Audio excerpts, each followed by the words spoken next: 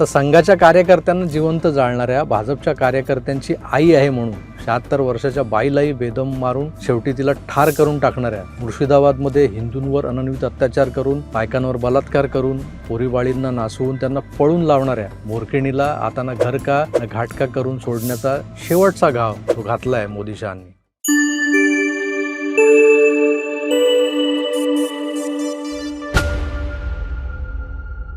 मागच्याच महिन्यात 26 मेला केंद्रातल्या भारतीय जनता पक्षाच्या सरकारची एक तपपूर्ती झाली. 12 वर्षांचा हा काळ वेगवेगळ्या इव्हेंट्सनी गाजला, वाजला आणि सजला देखील. 370 कलम रद्द झालं. अयोध्येत रामलल्लाची प्राणप्रतिष्ठा झाली. ते पाकिस्तानसारख्या कुरापतखोर शेजारी राष्ट्राच्या घरात घुसून सर्जिकल स्ट्राईक्स करण्यापर्यंतचे हे जे काही इव्हेंट्स होते ते भारतीयांनी अनुभवले. एकंदरच देशातल्या काँग्रेसेतर सरकारांमधलं हे भाजपचं 2014ला आलेलं जे सरकार आहे ते इतरांपेक्षा वेगळं आहे. अटल अडवाणींच्या भाजपलाही काँग्रेसेतर सरकार बनवण्याची संधी मिळाली होती. पण मी हे सरकार इतरांपेक्षा वेगळं आहे असं का म्हणतोय? कारण हा आत्ताचा मोदी शहांचा भारतीय जनता पक्षच मुळी वेगळा आहे. आणि हे मागच्या 12 वर्षात अनेक प्रसंगातून, अनेक निर्णयातून आणि बऱ्याच निवडणुकांमधून ते सिद्ध झालेलं आहे. मोदी शहा यांना विरोधक काय काय विश्लेषणं लावतात. रंगाबिल्ला काय, डाकू तडीपार काय, जय वीरू काय, आणखी बरीच आहेत. पण या विशेषणांमधून एक सिद्ध होतंय की या रंगाबिल्लाच्या जोडीनं, जय वीरूच्या जोडीनं, डाकू तडीपाराच्या जोडीनं विरोधकांच्या वर्मी घाव घातलेला आहे. त्यांना पळताभुई थोडी केलेली आहे. प्रत्यक्षात तडीवारी भोगलेल्या अमित शहांनी त्या शिक्षेमागच्या किंवा त्या शिक्षेला कारणीभूत असणाऱ्या केंद्रीय गृहमंत्र्याला आयुष्यातूनच उठवलेलं आपण पाहिलं. आमच्या कॉलरला कुणी हात घालू शकत नाही या गुरमीत असलेल्या कित्येकांना या रंगाबिल्लांनी लोळवलेलं आहे. हे दोघे आले आहेतच मुळी काही जुने हिशोब चुकते करायला. तर कसला हिशोब, कुठला हिशोब, तर सांगतो. डॉक्टर श्यामाप्रसाद मुखर्जी, नाम तो सुना होगा, किंवा असं म्हणावं लागेल नाम कुछ जाना पहचाना लगता है ना. आता जर नसेल माहीत हे श्यामाप्रसाद मुखर्जी कोण, तर सरळ सरळ गुगल करा. मुखर्जी हे भारतीय जनसंघाचे म्हणजेच आजच्या भाजपचे पूर्वसूरी पक्ष संस्थापक होते. 1953 मध्ये जम्मू काश्मीरला विशेष दर्जा आणि तिथली परमिट व्यवस्था या विरोधात त्यांनी आंदोलन सुरू केलं होतं. त्या काळी भारतातल्या इतर नागरिकांनाही जम्मू काश्मीरमध्ये जाण्यासाठी परवानगी किंवा एंट्री परमिट घ्यावं लागत होतं.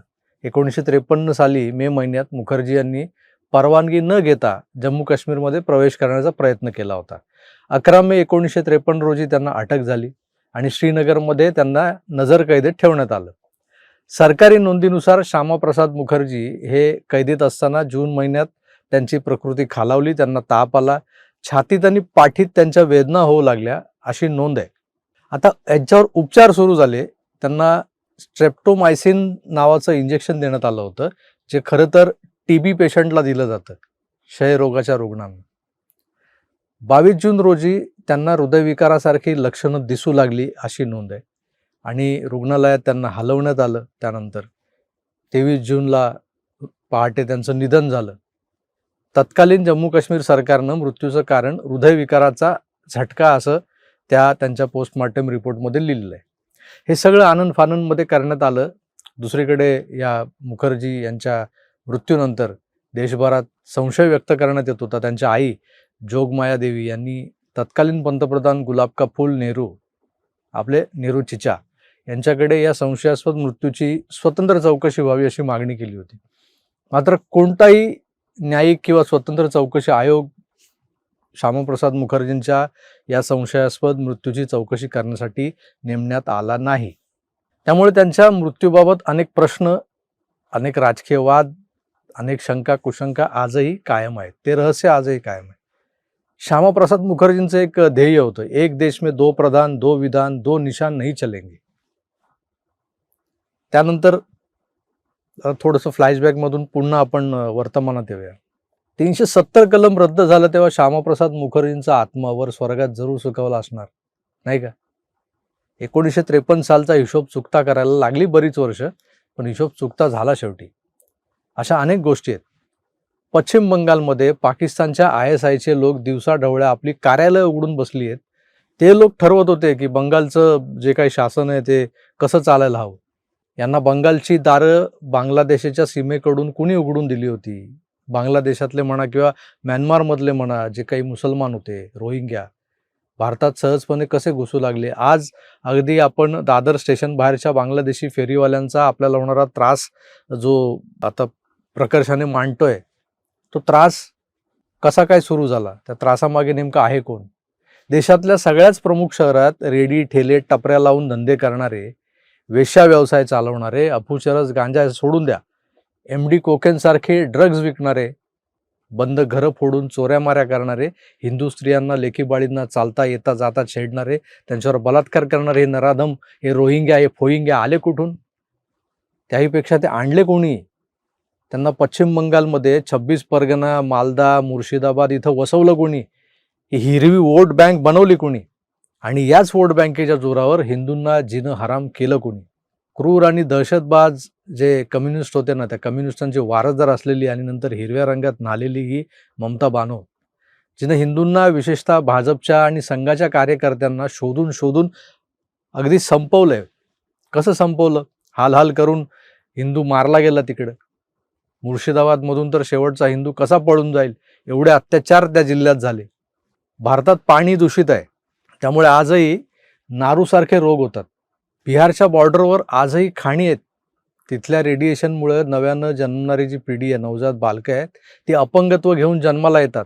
हे सांगणाऱ्या, हे दाखवणाऱ्या, डॉक्युमेंटरीज बनवणारे जे काही लोक आहेत ना, पत्रकार, बंगालमधल्या ममताच्या अतिरेकानं हिंदू हा हिंदुस्थानातच सुरक्षित नाहीये, तो स्थलांतरित होतोय, विस्थापित होतोय, हे रिपोर्टिंग मात्र कुठल्याच सेक्युलर न्यूज एजन्सीज दाखवत नाहीत. 2016 पासून रंगाबिल्ला बंगालमध्ये हिंदूंचा बदला घेण्याच्या कामाला लागले होते, पण त्यांना यश मिळायला 10 वर्ष लागली. प्रचंड संयम आहे या दोघांकडे. आपल्याला एखादी गोष्ट आपल्या मनासारखी घडत नाही म्हटल्यावर आपला संयम, आपला धीर हा सुटू लागतो, चिडचिड होते आपली. बंगाल म्हणजे कम्युनिस्टांनी नीचपणा शिकवलेली आणि त्यात आता इस्लामी जिहाद्यांची कट्टरता भिनलेली अशी एक पोलादी भिंत बनली होती. पण मोदी शहांनी चिकाटीनं ही भिंत, ही जी पोलादी भिंत आहे, ती पोखरायला घेतली. 10 वर्ष लागली, पण ही भिंत एकदाची ढासळली. 4 मेला पश्चिम बंगाल विधानसभेचे निकाल लागले, तेव्हा मी एका न्यूज चॅनलवर एक दृश्य पाहिलं होतं. बंगालमध्ये भाजपचा विजय साजरा केला जात होता. रस्त्यावर उतरलेले कार्यकर्ते दिसत होते, नाचणारे, आनंदाने घोषणा देणारे, ढोल वाजवणारे, झालमुडी वाटणारे, असे ते कार्यकर्ते दिसत आहेत. आणि रस्त्याच्या कडेला काही महिला उभ्या राहून हा नाच, हा जल्लोष, त्या घोषणा हे सगळं बघत होत्या. एक लोकल चॅनलवाला, जे यूट्यूब चॅनल असेल, त्यांना विचारतो की कल तक तो ये TMC का गढ़ था, तो जो इलाका जो होता था, यहाँ दीदी का जोर था, TMC के ही लोग ज़्यादा दिखते थे, वो सब कहाँ गए? तेव्हा त्या गावंढळ दिसणाऱ्या बाईची प्रतिक्रिया जी आली ना, ती फारच बोलकी आणि मजेशीर होती. ती म्हणाली की ये सब जो है ना, ये TMC के ही लोग है. दीदी हार गई तो रातों रात पार्टी बदल डाला, इधर असली BJP वाला बहुत ही कम है, ये साला सब TMC वाला ही है. एक रॅन्डम क्लिप बघितल्यासारखा क्षण मी 4 मे नंतर विसरूनही गेलो होतो. कारण बाई ती जी होती त्या क्लिपमधली, बायकांना फारसं राजकारणाशी देणं घेणं नसतं. त्यामुळे कदाचित त्या बाईचा गैरसमज झाला असावा की आधी घाबरून लपून बसणारे भाजपचे कार्यकर्ते अचानकपणे घराबाहेर पडल्यानं हे एवढे आले कुठून? तर मग हे तर सरमिसळ आहेत, TMCचे पण घुसलेत बहुधा भाजपवाल्यांच्या गटात, असं तिला वाटलं असावं. पण नाही, तसं झालं नव्हतं. हा माझा समज होता, हे जे काही मला असं वरवर वाटत होतं, पण हा समज जो होता ना, तो गैरसमज होता, हे कालच्या घटनेनं सिद्ध केलंय. काय झालंय काल? मोदी शहांनी बंगालमध्ये 200+ जागा जिंकल्या, ममताला 80च्या आत लिमिट केलं.